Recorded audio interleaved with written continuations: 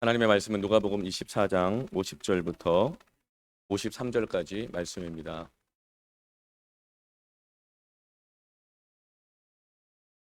다 함께 한 목소리로 합독하도록 하겠습니다.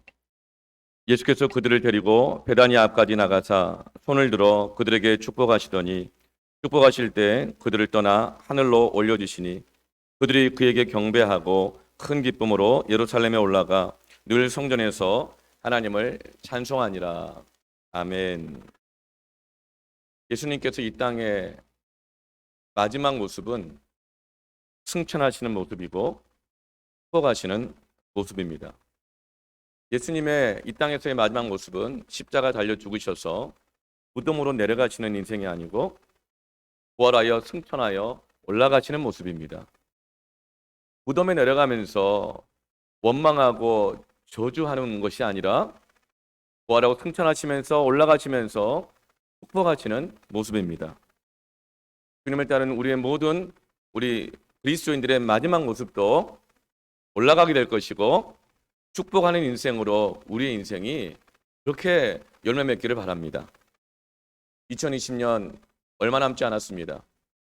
유종의 미를 거두기를 원하는데 영적인 유종의 미는 내려가는 것이 아니라 올라가고 저주하는 것이 아니라 축복하는 것입니다. 첫 번째로 예수님의 인생의 마지막 모습은 승천하시는 예수님이십니다.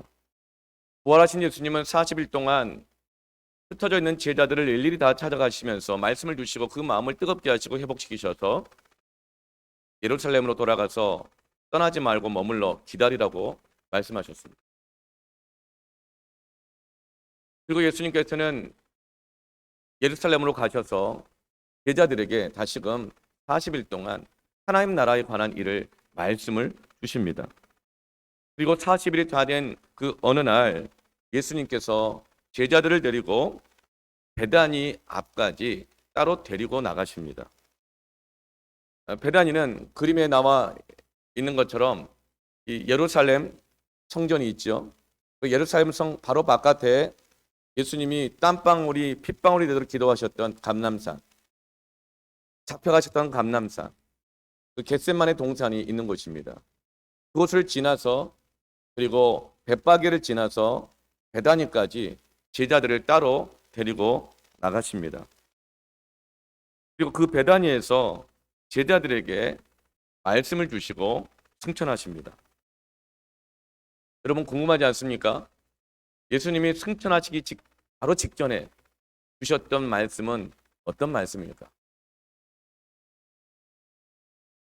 누가복음에는 오늘 본문에는 나와 있지 않지만 마태복음과 마가복음에 예수님이 승천 직전에 주셨던 말씀이 있고 누가복음을 기록한 이 누가가 기록한 사도행전 1장 8절에도 예수님이 승천 직전에 주셨던 말씀이 있습니다. 승천 직전에 주신 말씀은 어떤 말씀이겠어요? 유언의 말씀이죠. 이 세상을 떠나기 직전에 주신 말씀. 근데 그 유언의 말씀이 야 장롱을 가보면 통장이 있다 뭐 이런 거 아니에요. 그리고 원수를 갚아다오 뭐 이것도 아니에요. 니네도 어떻게 나한테 이럴 수 있었니? 이것도 아니에요. 예수님께서는 마지막 승천 직전에 주셨던 말씀이 어떤 말씀입니까? 마태복음 28장 18절의 지입자 말씀 보면 예수께서 나와 말씀하기로 이르시되 하늘과 땅의 모든 권세를 내게 주셨으니 아멘. 그러므로 너희는 가서 모든 민족을 제자로 삼아 아버지와 아들과 성령의 이름으로 세례를 베풀고 내가 너에게 분부한 모든 것을 가르쳐 지키게 하라. 볼지어다 내가 세상 끝날까지 너희와 항상 함께 있으리라 하시니라. 내가 지금 이제 승천하여서 너희들을 떠났지만 너희들 눈에 안 보인다고 걱정하지 마. 걱정하지 마. 세상 끝날까지 너희와 항상 함께 있을 거야. 그리고 그냥 가는 것이 아니라 너희들에게 사명을 주고 간다. 아버지와 아들과 성령의 이름으로 세례를 베풀어라. 땅끝까지 복음을 증거해라. 가르치고 지키게 하라. 사명을 주십니다. 그런데 걱정하지 마. 내가 너희들에게 세상의 모든 권세도 주었다. 예수님의 승천 직전의 마지막 말씀은 권세를 주셨고 사명을 주셨다는 말씀을 주셨습니다. 마가가 기억하는 예수님의 승천 직전의 말씀은 마가복음 16장 17절 18절 말씀에 믿는 자들에게는 이런 표적이 따르리니 곧 그들이 내 이름으로 귀신을 쫓아내며 새 방언을 말하며 뱀을 집어들며 무슨 독을 마실지라도 해함을 받지 아니하고 병든 사람에게 손을 얹은즉 나으리라 하시더라. 권세를 주셨다 그랬잖아요. 마가가 기억하는 권세는 너무나도 구체적이에요. 새 방언을 말하게 될 것이다. 너희들이 전에는 그 입으로 너희들의 욕심을 따라 기도했고 너희들이 속에 있는 것을 말하였지만 이제는 새로운 방언, 새로운 기도, 새로운 언어를 너희들에게 줄 거야. 너희들 힘으로는 인격으로는 도저히 너희들의 감정으로는 제어하고 통제할 수 없었던 이 입을 새로운 기도로, 새로운 선포로, 축복으로 말씀을 증언할 수 있는 그 입으로 바꿀 수 있는 권세를 주셨다. 조그만 무서운 것이 나타나면 벌벌 떨고 숨고 도망치게 급급했지만 이제는 오히려 뱀을 집어 올릴 수 있는 믿음의 담력과 그 권세를 주셨다. 무슨 독을 마셔도 해함을 받지 않은 권세를 주셨다. 미세먼지만 나타나도 조그만 음식이 이게 몸에 안 좋다, 저게 안 좋다, 여기 안 좋다. 여러분 그래도 감자에 다 먹으라는 얘기가 아니에요. 그러나 그런 두려움들을 다스릴 수 있는 권세를 주셨다. 두렵고 몸살이면 아무것도 못합니다. 뿐만 아니라 병든 자에게 손을 얹은즉 낫는 권세를 주셨다. 더러운 귀신을 명한즉 내어 쫓는 권세를 주셨다. 그러니 두려워하지 마라. 담대하라. 이 사명을 주셨고 이 권세를 주셨습니다. 이것을 사도행전 1장 8절에 이렇게 말씀하죠. 오직 성령이 너희에게 임하면 너희가 권능을 받고 예루살렘과 온 유대와 사마리아 땅끝까지 이르러 내 증인이 되리라 하시니라.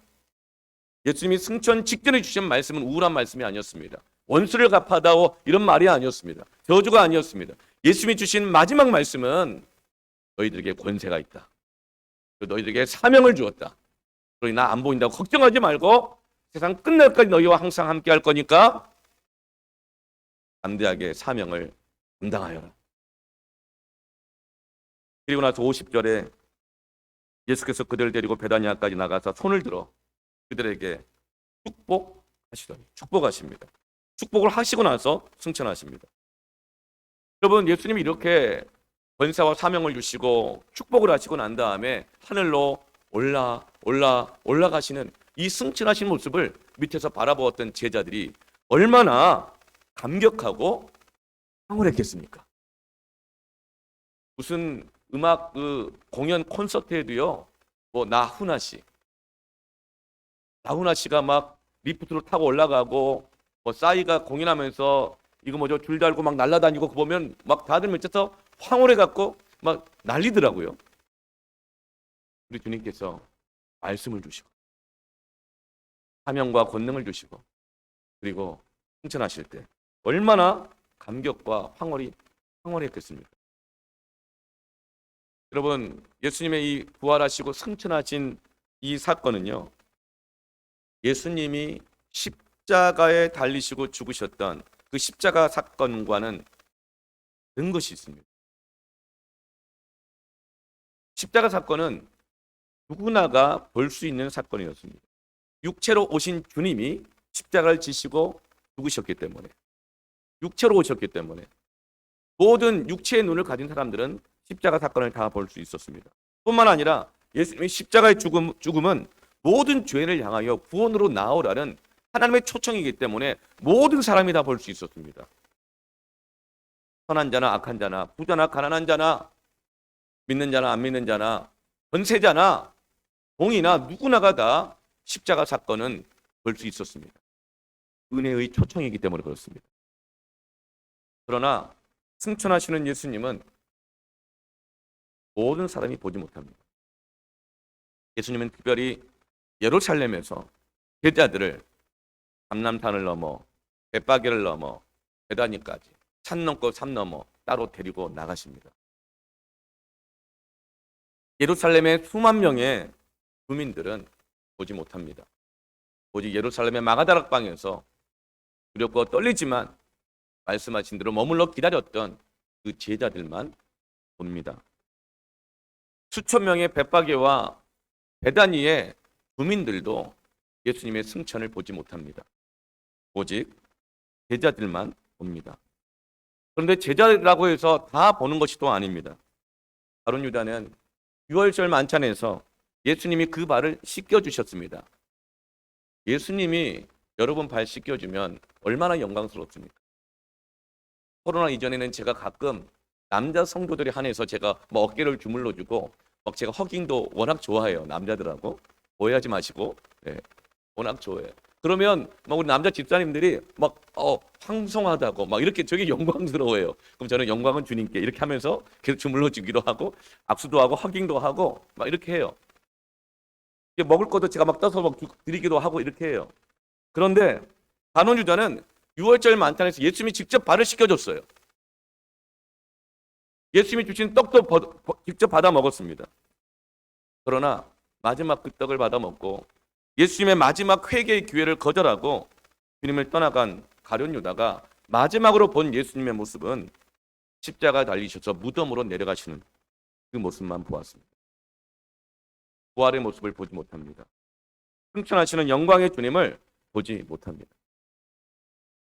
사랑을 베푸는 자리, 여전히 하나님의 인내가 있고 하나님의 은혜가 베풀어지는 그 자리에서는 원수의 발도 씻겨질 수 있고 어떤 죄인도 한 자리에 앉을 수 있지만 믿는 자들에게 주시는 그 권능과 사명과 축복은 그 축복의 자리에는 가룟 유다와 같은 사람은 들어올 수 없는 것입니다. 시편 1편 5절에 그러므로 악인들은 심판을 견디지 못하며 의인들의 모임에 들지 못하리로다.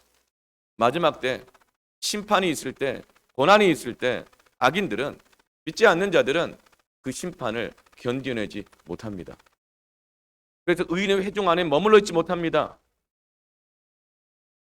그러나 주님 약속하신 말씀대로 예루살렘을 떠나지 않고 머물러 약속하신 성령을 기다리고 주님이 다시금 새롭게 주실 권능과 그 사명을 받기를 기다리는 그 사람들은 구루터기와 같습니다. 그래서 결국은 권능을 받고 사명을 받고 예수님의 축복을 받는 것입니다. 사랑하는 성도 여러분, 심판을 견디시길 바랍니다. 누가 견딥니까? 하나님을 사랑하는 사람이 견딥니다. 사랑은 언제나 오래 참고 바라고 기다리고 견디는 것입니다. 그러나 악인들은 윤리적으로 악인들이 아니라 하나님을 사랑하지 않기 때문에 견디지 못합니다. 자기가 더 사랑하는 것을 향하여서 뛰쳐나가는 것입니다. 그러나 의인들은 하나님을 사랑하는 사람들은 의인들의 회중 안에 머물러 있습니다. 견디시길 바랍니다. 이사야 6장 13절 말씀에 밤나무와 상수리 나무가 배임을 당하여도 그 구루터기는 남아있는 것 같이 거룩한 씨가 이 땅에 구루터기니라 하시더라. 사랑하는 성도 여러분, 구루터기가 되십시오. 사람들은 전부 다 밤나무, 상수리 나무, 거목, 제목, 기둥들 되려고 막 애를 씁니다. 그러나 마지막 때는 이 심판이 얼마나 극심한지 밤나무, 상수리 나무가 그 제목들이, 기둥들이 다 배임을 당합니다. 근데 여러분, 기둥이 베이고 나면 뭐가 됩니까? 구루터기입니다. 심판의 때, 고난의 때는요, 한때는 기둥이었는데, 한때는 제목감이었는데 이것저것 다 떨어져 나가고 내게 남은 것이 구루터기밖에 없을 때가 있어요. 그러나 여러분, 지금 내 모습이 구루터기라고 해서 낙심하지 마십시오. 어떤 사람의 모습이 다 배임당하고 끈 떨어진 연처럼 구루터기밖에 안 된다고 쓸 수 있는 것은 걸터 앉아 수 있는 것이나 밥이나 국이나 김치나 얹어놓고 밥 먹는 상으로밖에 쓸 수 없다고 그 사람을 판단하지 마십시오. 내 모습을 그렇게 낙심하지 마십시오. 말씀하십니다. 구루터기가 거룩한 씨가 된다. 구루터기가 거룩한 씨인 것입니다. 거룩한 씨라는 것은 구별된 씨입니다. 예전에 세상의 씨, 내 욕심과 내 생각과 계획과 내 교만이 가득 차 있었던 그 씨앗을 심으면 욕심의 열매를 맺게 됩니다. 육신의 열매를 맺게 됩니다. 세상의 열매를 맺게 되고 그렇게 자라봐야 세상에 보기에 그럴듯한 그런 거목이 되는데 그런 기둥들로는 하나님의 나라를, 교회를 전혀 건축할 수 없고 아무짝에도 쓸모가 없는 것입니다. 그래서 하나님께서는 그 모든 것들을 거룩하게 구별하셔서 기둥 같았지만 베이게 하셔서 나를 낮아지게 하시고 구루터기가 되게 하시지만 그것이 거룩한 씨가 되게 하셔서 새로운 싹이 나게 하시고 새로운 열매를 맺게 하여 주셔서 그렇게 자라나서 이제 나를 다시금 하나님 나라에 그리고 교회에 하나님의 뜻을 위한 기둥으로, 제목으로 다시 만드시는 것입니다. 그러므로 여러분, 심판을 견디십시오. 그러려면 사람 보지 말고 부활하여 승천하여 계신 보좌 위에서 다스리고 계시는 주님을 보시길 바랍니다. 승천하신 주님을 보시길 바랍니다. 시편 126편 5절 6절에 눈물을 흘리며 씨를 뿌리는 자는 기쁨으로 거두리로다. 울며 씨를 뿌리러 나가는 자는 반드시 기쁨으로 그 곡식단을 거두고 가지고 돌아오리로다. 여러분, 씨를 뿌리는데 왜 울어요? 힘들기 때문에 우는 거예요. 상황이 너무 힘드니까, 심판의 때니까, 견디기가 어려우니까. 그러나 울면서도 씨를 뿌리러 나가는 거예요. 구루터기밖에 안 되지만, 다 파산당하고 남은 거 얼마 안 되지만 하나님이 살아계시니까, 주님이 살아계시니까, 권능을 주셨고 함께 하신다고 약속하시니까 울면서 씨를 뿌리는 거예요. 마스크를 쓰면서 예배를 드리는 거예요. 온라인이라고 하는, 유튜브라고 하는 너무나 어색하고 제한적인, 사상 줌이라고 하는 너무나도 알아듣지도 못할 그런 환경과 상황에서도 눈물을 흘리며 예배의 거룩한 씨를 심는 것입니다. 그럼 반드시 주님이 약속하신 대로 그 권세와 사명을 감당하며 새로운 곡식다, 거룩한 곡식다. 이제는 세상에서 주는 그 곡식이 아니라 하나님께서 은혜를 부어주시고 이방 나라의 재물과 부와 영광들이 다 주께로, 내게로 돌아오게 하시는 그 거룩한 곡식단을, 그 거룩한 재물을, 거룩한 열매를 주실 것입니다.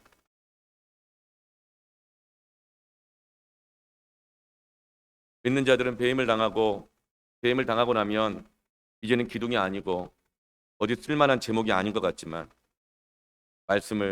말씀대로 예루살렘을 떠나지 말고 머물러 말씀을 붙들고 기도하며 주님을 바라보고 기다리면 약속하신 부활의 능력, 성령이 부어집니다. 다시 회복됩니다.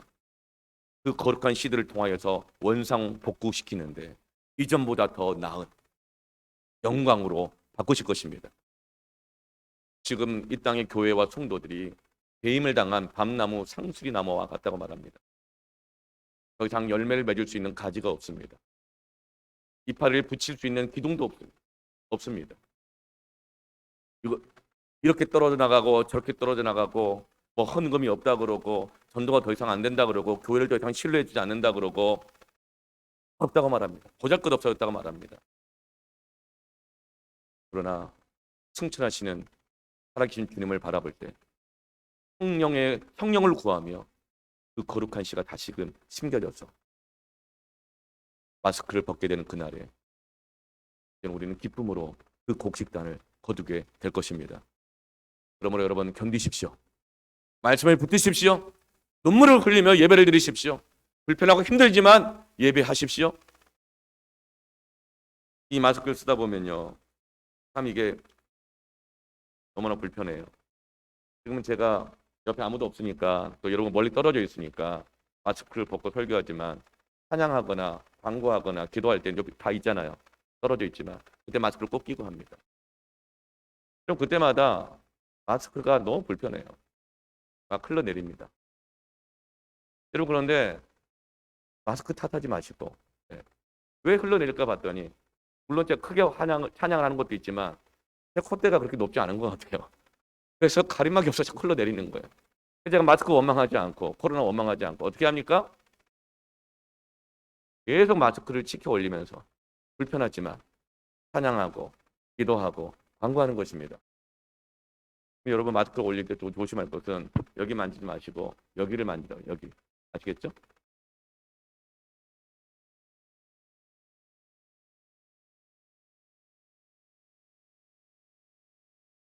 사도행전 7장 55절에 스데반이 성령 충만하여 하늘을 우러러 주목하여 하나님의 영광과 및 예수께서 하나님 우편에 서신 것을 보고라고 말씀하고 있습니다. 스데반이 신앙 지키다가 복음을 전하다가 돌에 맞았습니다. 돌에 맞아서 순교하기 직전에 스데반이 누굴 보고 있습니까? 나한테 돌 던진 사람들을 보고 있지 않습니다. 돌 던지는데도 아무렇고 팔짱만 끼고 있는 재판장을 원망하며 보고 있지 않습니다. 하늘을 우러러 승천하셔서 보좌에 앉아 계신, 이젠 보좌에 서 계신 주님을 보고 있습니다. 그런데 궁금한 것은 이제 스데반이 돌에 맞아서 이제 죽으면 금방 예수님을 만나보게 될 텐데 굳이 예수님께서 왜 죽기 직전까지 그 돌 안 막아주시고 재판장 혼내주지 않으시고 왜 죽기 직전까지 곧 볼 텐데 승천하신 주님을 보게 할까요? 그것은 주님께서 스데반을 격려하고 계시는 것입니다.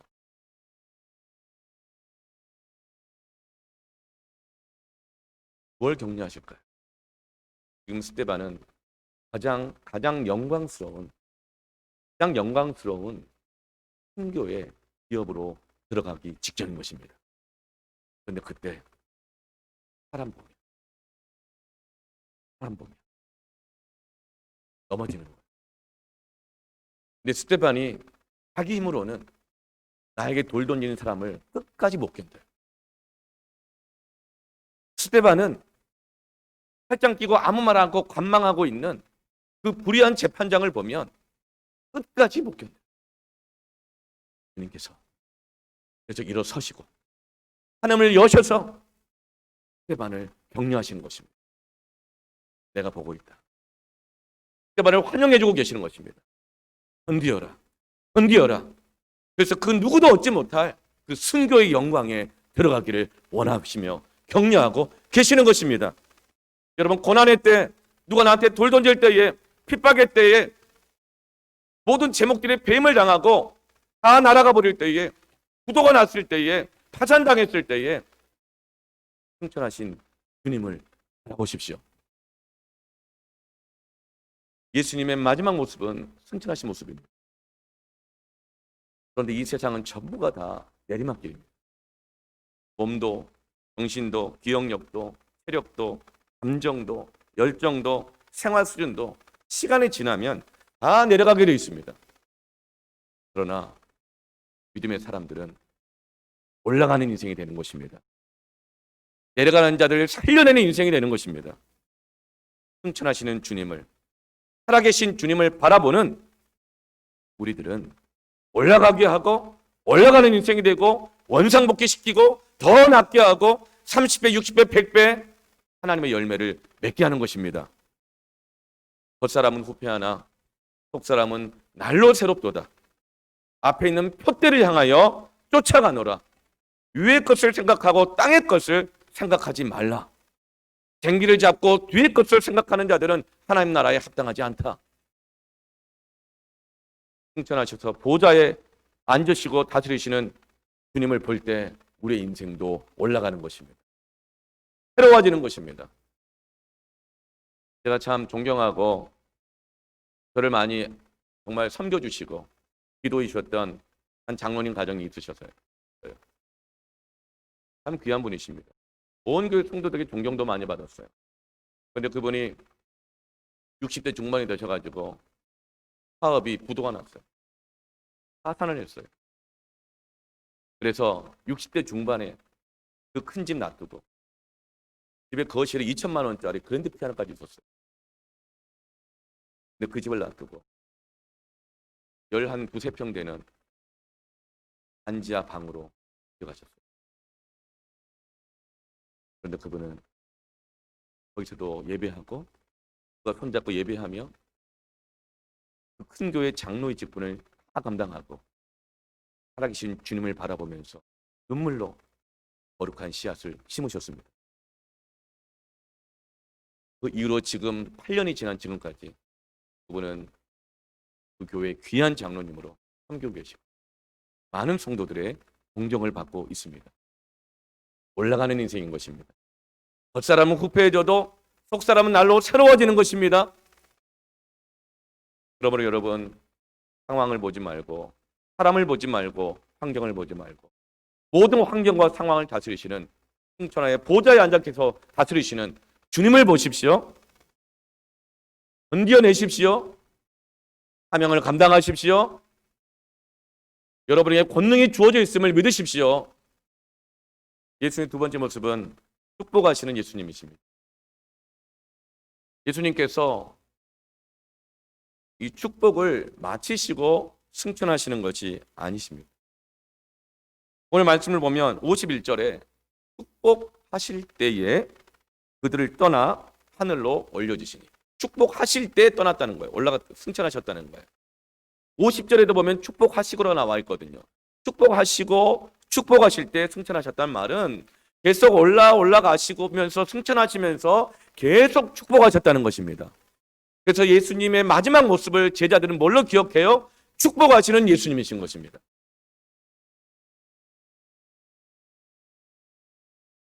기독교는 저주의 종교가 아닙니다. 기독교의 마지막은 축복입니다. 영적 유종의 미는 축복입니다. 2020년 돌아보면 한 것이 없죠? 다 배임당하고 다 날아가 버린 것 같죠? 도대체 뭘 했나? 영적인 유종의 미는 축복입니다. 축복하십시오. 그런데 어떤 분은 꼭 마지막이다 싶으면, 얼마 안 남았다 싶으면, 혹시 또 뭐 이제 안 볼 건데 뭐 이제 더 이상 이건 뭐 안 할 건데, 이런 분들은 마지막에 꼭 뼈 있는 말을 하시더라고요. 뼈 있는 말을 해요.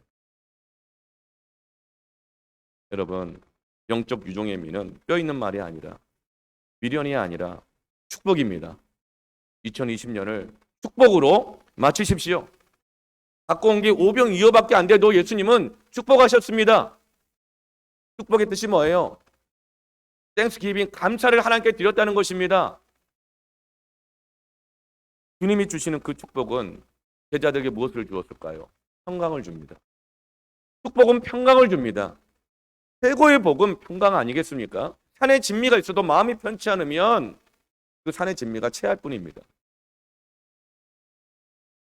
최고의 축복은 평강을 주는 것입니다.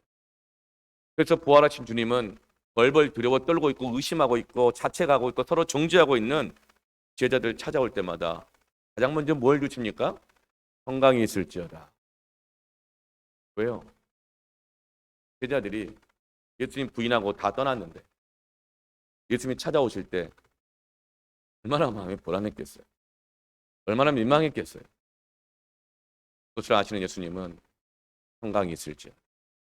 이것만큼 큰 축복이 없는 것입니다. 그래서 사도 바울은 서신서에서 늘 교회들에게 문안 인사할 때마다 항상 너희에게 은혜와 평강이 있을지어다 축복하는 겁니다. 그런데 우리 가운데 저주가 습관인 분이 있어요. 평강을 깨는 것이 습관인 사람이 있습니다. 특별히 언어에, 표정의 분위기에. 제가 굉장히 좋아하는 크리스찬 강연자 김창호 교수님. 여러분도 김창호 교수님 아시죠? 그분 어머니가 또 특별히 그렇게 믿음이 좋으신 권사님이시더라고요. 이분도 믿음이 참 좋으신 집사님이시고. 근데 김창호 교수님이 강연 중에 자기 안에 있는 이 부정적 자존감에 대해서 고백하더라고요. 사실은 그분이 굉장히 자존감이 안 좋은 분이라는 걸 스스로도 고백해요. 그래서 자기는 자존감이 너무나 안 좋기 때문에 혹시라도 사람한테 안 좋게 보일까 봐 옷도 시간대, 계절, 모든 상황이 철저하게 맞춰가지고 색깔까지 컨셉을 정해서 그냥 쫙 입고 머리도 그냥 이 머리 한 올 안 내려오도록 쫙 그냥 반듯하게 하고 누구 얘기하는 것 같죠? 네. 자존감이 안 좋기 때문에 그런다는 거예요. 그리고 또 자기 안에는 또 자존감이 안 좋아서 이 갑분사 이런 은사가 있대요. 갑분사. 갑자기 분위기를 싸하게 만드는 은사가 있다는 거예요. 네. 근데 자기는 통제되고 준비되지 않은 상황에서는 어떻게 말도 잘 못한대요. 가장 힘든 게 버라이티 예능쇼. 그거 나가면 진짜 어떻게 해야 될지 몰라 하더라고요. 정말. 갑분사의 은사가 있대요. 분위기 싸하게 만드는 은사. 쉽게 말하면 웃자고 한 얘기인데 죽자고 달려든다든가, 네. 개그로 한 얘기인데 다큐로 받는다든가. 굉장히 명분을 중요하고 의미심장한 생각과 이야기를 많이 하는, 꼭 누구 얘기 같아요. 네. 많이 공감이 됐는데 그런 부정적 자존감과 부정적인 이런 태도, 이 그 원인을 바로 이유를 어머니가 자기 자신을 양육했던 양육의 태도에서 어머니와의 경험, 어머니의 말 때문이라는 것을 성경보다 깨달은 게 아니고 미국 드라마를 보다가 깨달았답니다. 어느 날 미국 드라마를 보는데요. 딸이 어머니를 돕는다고 음식을 나르다가 실수로 접시를 깨뜨렸어요. 그랬더니 미국 엄마가 이렇게 말하는 거예요. 안 다쳤니? 괜찮아. 치우면 돼. 건강을 선포하는 거예요. 그걸 보고 깜짝 놀랐다는 거예요. 왜요? 현실의 한국 엄마는 깨불어! 다 깨불어! 그러는데 그래서 그 드라마를 보면서 속으로 그랬대요. 진짜 엄마는 미국에 있다. 나는 언젠가 진짜 엄마 찾으러 미국 갈 거야. 이 집구석 떠날 거야. 여러분, 실패할 때, 실수가 보일 때, 흠이 보일 때, 루터기밖에 안 남았을 때, 괜찮아. 쉬우면 돼. 괜찮아. 필요하면 돼. 괜찮아. 주님이 살아계시니까. 나 자신에게도, 다른 사람에게도, 자녀에게도, 부부간에도 공주에 머무르지 않도록 축복하십시오. 평강을 선포하십시오. 너무 낙심하고 다달아있는 사람들을 바라보면 네가 이렇게 된 이유가 있을 거야. 돌아보고 회개해. 예수님이 십자가에 그냥 달리셨니? 그 사랑받은 네가 이렇게밖에 못 살아? 이게 아니고 승천하신 주님을 바라보게 하는 것. 괜찮아. 하늘을 봐. 주님이 살아계시고 지고 계십니다. 걱정하지 마. 평강을 선포하십시오. 그러니 성령을 기다려. 말씀을 붙잡고 기도하자. 그러면 고쳐주실 거야. 원상복구 시켜줄 거야. 더 영광스럽게 하실 거야. 축복하십시오. 축복하십시오. 코로나가 아침 심해지면서 또 오늘 2단계 플러스 알파 혹은 2.5단계로 격상시킬지도 모른다는 그 말을 들으면서 사실 단계를 뭐 새로 발표한다고 할 때마다 인간 목사인 제가 불안하겠습니까? 안 하겠습니까? 불안하죠. 그때마다 주님 바라봐야 합니다. 그런데 어쩐 일로 어제 아침에 중대본에서 문자가 왔는데 이렇게 왔더라고요.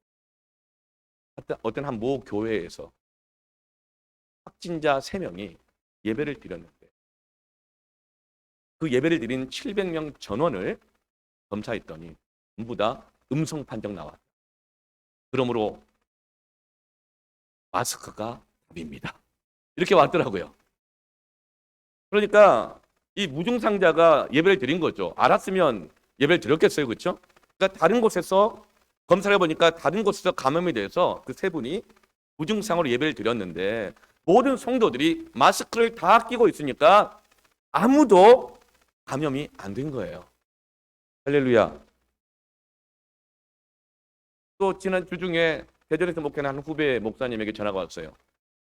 한 1,500명 되는 교회에 담임 목사로 청빙받아간 지 아직 채 1년도 안 됐어요.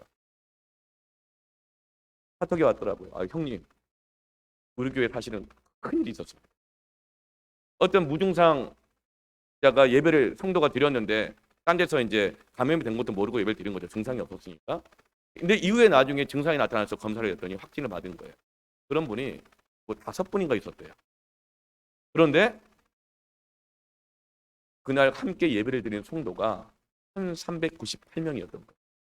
그래서 이 질병관리본부에 나와가지고 1,398명을 전부 다 검사를 했는데 청빙받아가 간 지 얼마 안 된 담임 목사로서 그 검사 결과 나올 때까지 얼마나 두렵고 떨렸겠습니까? 그런데 1,398명 모두 전원 음성 판정받았어요. 할렐루야. 할렐루야.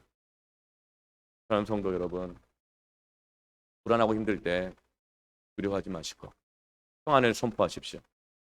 불편하지만 마스크를 쓰시고 예배하십시오. 불편하고 어색하지만 온라인으로, 화상으로, 유튜브로 예배하시고 더욱 모이기를 힘쓰십시오.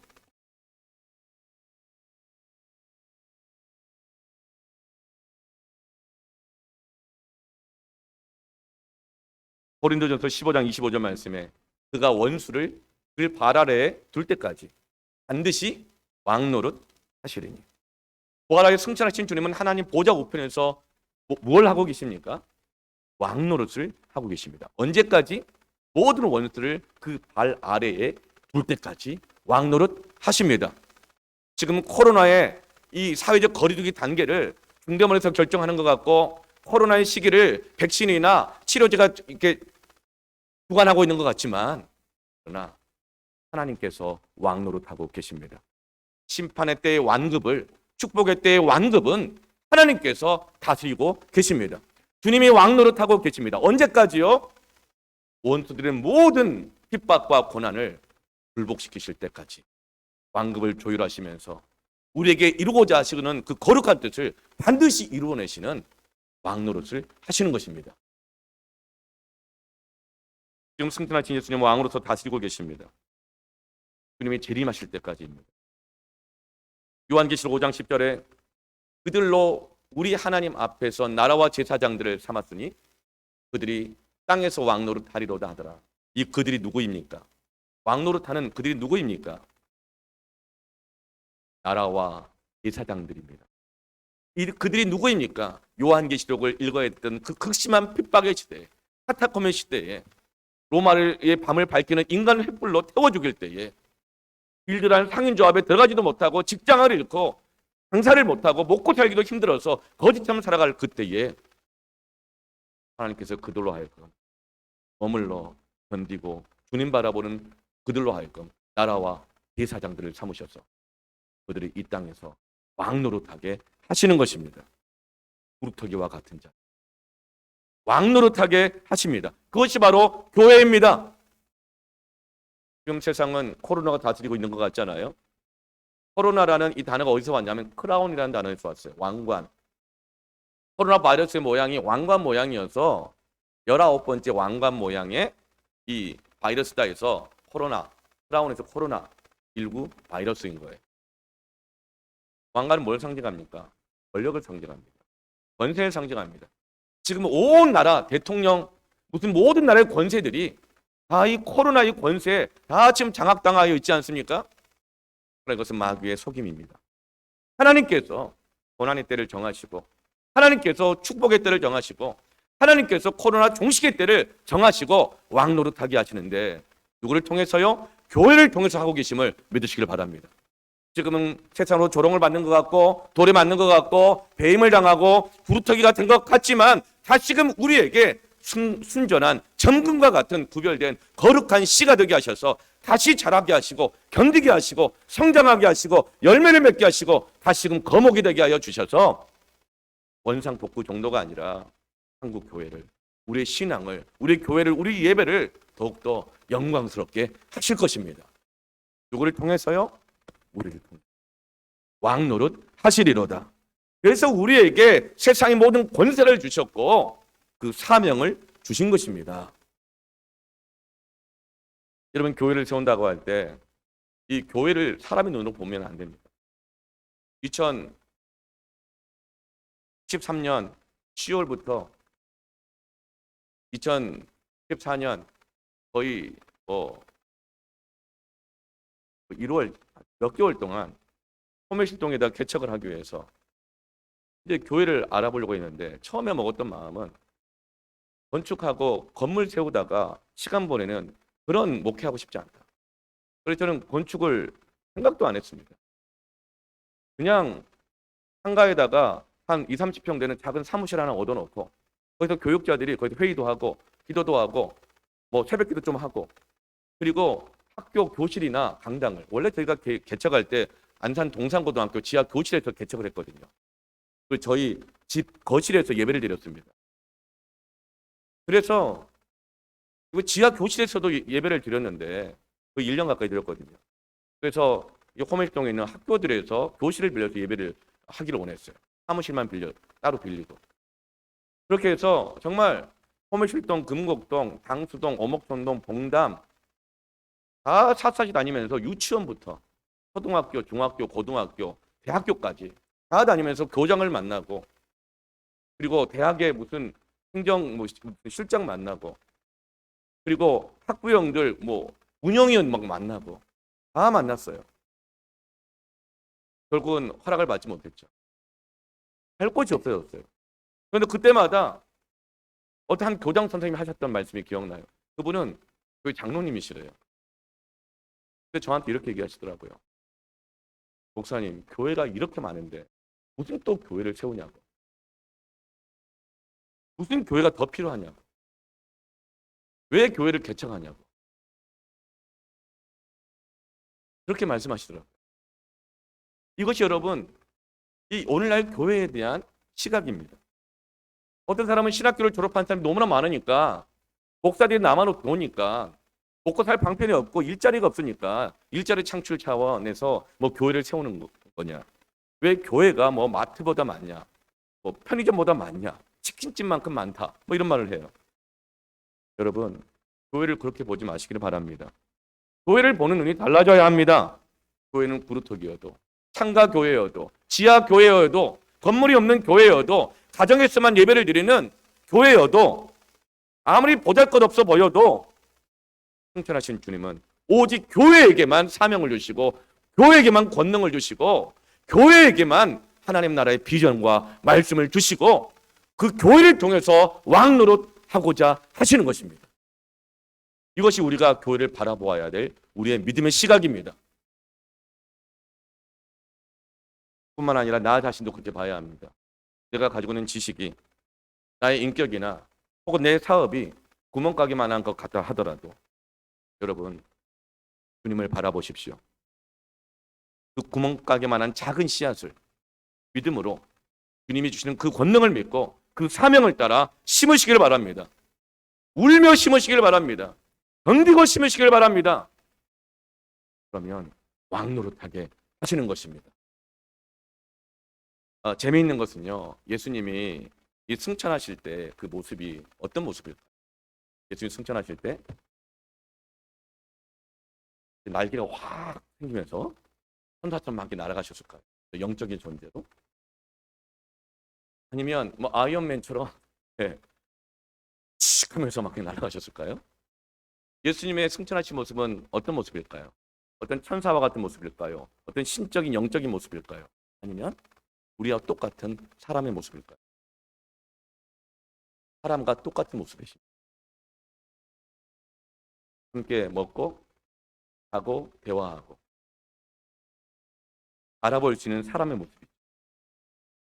그리고 사도행전 1장 11절 말씀에도 주님이 승천하실 때 놀라고 있는 제자들을 볼 때 천사들이 이렇게 말을 해요. 뭘 놀라느냐?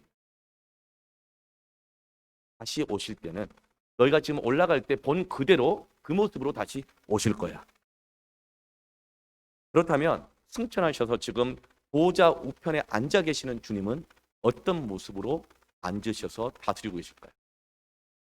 우리와 같은 사람의 모습입니다.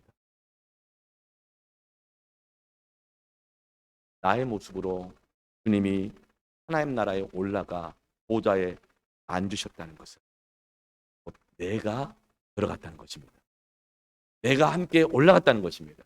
내가 함께 그 보좌에 앉았다는 것입니다. 그래서 예수님의 그 보좌는 예수님의 신분과 권세와 능력을 상징합니다. 그래서 예수님의 승천하심은 나의 올라감이요. 예수님이 보좌에 앉으심은 내가 앉으며 예수님의 권세는 곧 나의 권세이기에 주님이 말씀하십니다. 세상 모든 권세를 너에게 주었으니 병든 자에게 손을 얹어라. 귀신을 내어 쫓아라. 새 방언을 말해라. 너희 입술을 제어해라. 복음을 전하여라. 이 모든 것 주님이 하신 일 아닙니까? 내가 한 일을 너희가 할 거야. 나 대신 할 거야. 내가 한 일보다 더 큰 일을 하게 할 거야. 그러니까 겁먹지 마. 두려워하지 마. 평강이 있을지어다. 세상 끝날까지 너희와 영원히 함께 있을 거야. 에베소 2장 4절 6절에 바울이 이렇게 고백합니다. 긍휼이 풍성하신 하나님이 우리를 사랑하신 그 큰 사랑을 인하여 허물로 죽은 우리를 그리스도와 함께 살리셨고 또 함께 일으키사 그리스도 예수 안에서 함께 하늘에 앉히시니. 하나님께서 그리스도와 함께 우리를 앉히실 것이다가 아니라 앉히셨다고 말씀하신 것입니다. 그러면 우리가 왕 노릇하는 것입니다. 우리 삶은 보장된 인생입니다. 두려워하지 마십시오. 평강이 있을 지어다. 여러분 한번 따라 할까요? 예수님의 권세, 내 권세. 예수님의 승천하시면 이걸 말하는 것입니다. 예수님의 권세, 내 권세다. 따라할 때는요, 그냥 하는 게 아니라 동작도 따라해 보세요. 한번 해볼까요?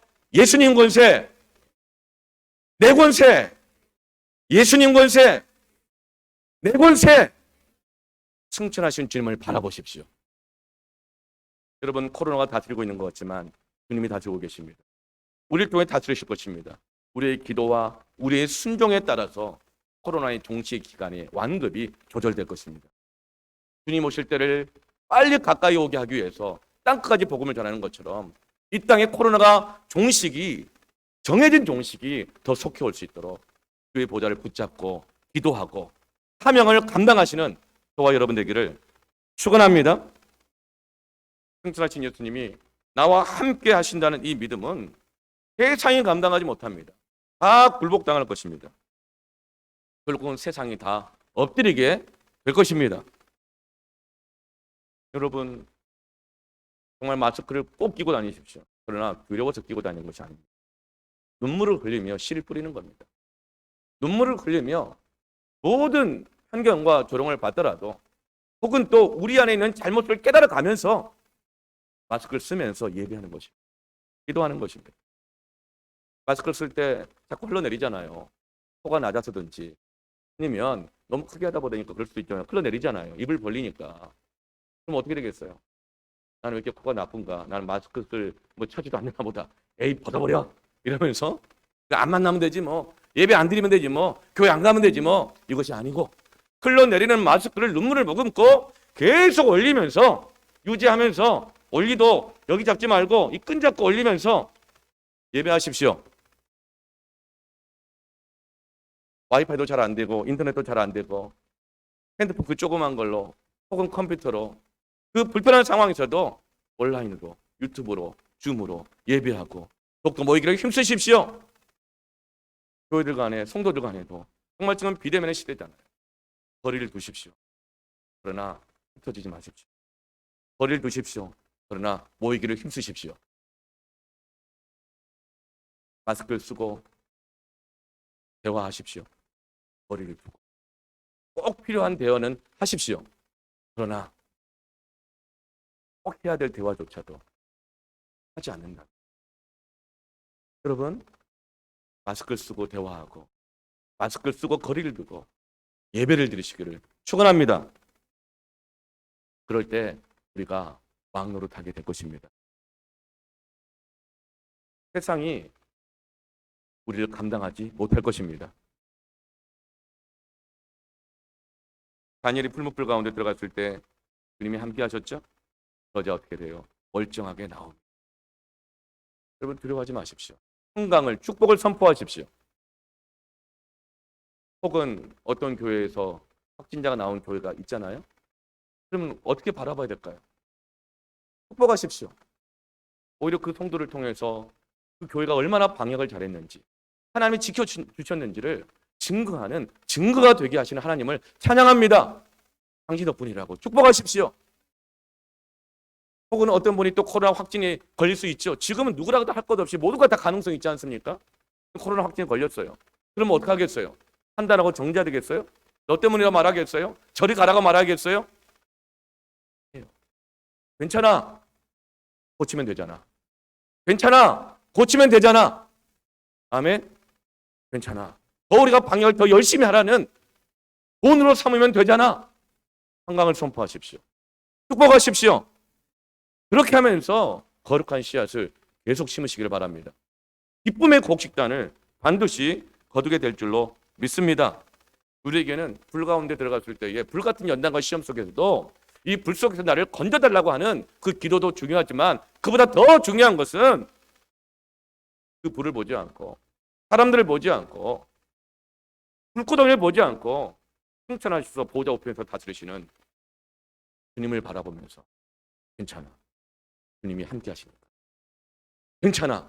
주님이 다스리고 계시니까. 축복을 선포하시길 바랍니다.